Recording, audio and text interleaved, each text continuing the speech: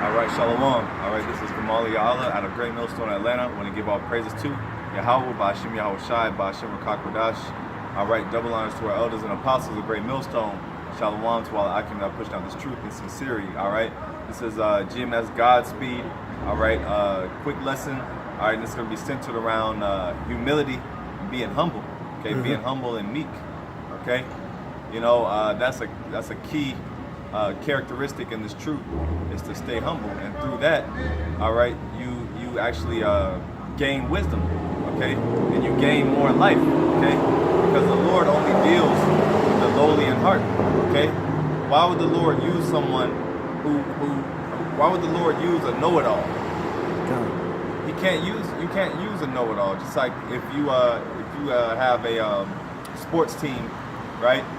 And you have a player that's really good, but he's not coachable. He thinks he knows it all, and the coach is not gonna give him as much play time because he's just gonna do his own will, right? He's not gonna run the plays that he needs to do. He's just gonna do what he wants to do. Okay. So guess what? The coach. He's gonna deal with someone who has someone who's teachable. He may not be have as better skills, as far as I guess scoring or whatever. He may not be a scorer, but guess what? He's teachable, so you can mold him, so you can actually deal with him. All right. So that's who the Lord is dealing with. Anyway, this is 1 Peter 5:5. It says, "Likewise, ye younger, submit yourselves unto the elder." Yeah. So in this truth, that's one thing that we have to do is submit ourselves unto the men that have been laboring longer than us. All right, our elders and apostles and the men who have been laboring directly, in front of us. We have to reverence and respect them and submit to their order. Okay, submit to their advice, because ultimately, ultimately, they've been laboring longer. They've been with the Lord longer. All right, so they have a closer connection with the Heavenly Father. All right, because scriptures say 1,000 days is as 1,000 days. 1,000 years. Yes, like you. 1 day is as 1,000 years, like you. And 1 day is as 1,000 years with the Most High. All right, so you got men that spent an hour or some minutes with Yahweh Ba'ashim Yahweh Shai. So they've actually kind of gotten more acquainted with the Heavenly Father. And it says, all of you be subject to one another and be clothed with humility. And it also says subject to one another. So the man that's above you in the spirit, okay, he also has to, it's a balance as well, because he also has to submit himself unto the younger men, okay, because the spirit is also working through them. So it's an exchange, and that's the humility. All right, men that may have a particular position in a camp. All right, it's their purpose, it's their job to lead. Okay, but that doesn't give them any type of favoritism with the Lord. Okay. No, because the Lord is not a respecter of persons. So at the end of the day, we're all Yahweh Shai's flock. All right, so we all have to submit ourselves to one another. All right, it says, "For the Most High resisteth the proud and giveth grace unto the humble."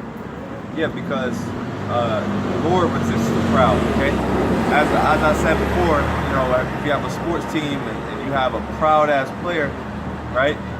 Then you're gonna resist him. You're not gonna want to deal with him because you're gonna be like, man, he's too difficult. He might be a good player, skill-wise, but I don't want to deal with him. You know what I'm saying? And that's a proud person. And you don't want to be a proud individual, man. You want to actually, have a pure heart. Okay, be a humble servant, man. It says, "Humble yourselves, therefore, under the mighty hand of the Most High, that He may exalt you in due time." And just like all of us brothers that have been laboring, the Lord put us in particular positions over time. We didn't seek, you know, to be put in any type of particular office amongst the camp, you know. But over time, the Lord will use you. Okay, the Lord will magnify you and have you lead. Okay, step up to be a leader. All right, all because what? All because you stayed down and you remained humble and you didn't allow this truth to get to your ego. Okay, to stroke your ego. You know, casting all your care upon Him, for He cares for you. Yeah. So we gotta put all our care upon the Most High, and that's ultimate. That's extreme humility. Is basically putting all of our burdens on the Heavenly Father. You know, putting off all of our wants, putting off ourself, being selfless. Okay, Yahushua is dealing with them that are selfless. Okay. This is Psalm 37 and 11. But the meek shall inherit the earth, and shall delight themselves in the abundance of peace. Yeah, so there you have it. It says the meek shall inherit the earth. What's that talking about? That's talking about the elect.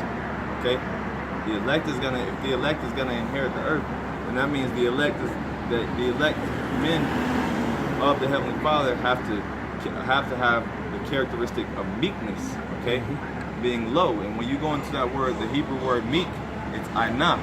All right, which means poor, lowly. Let me see. Get it real quick. Let's see.